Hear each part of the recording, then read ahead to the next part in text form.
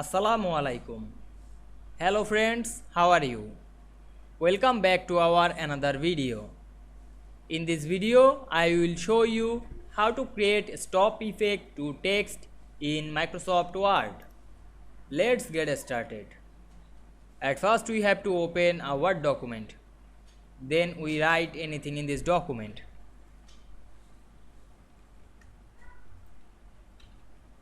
Then we select the text and go to the insert menu.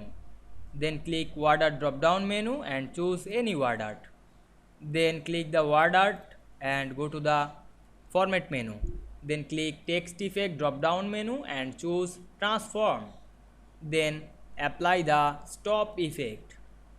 Now we can see here we create stop effect to text very easily.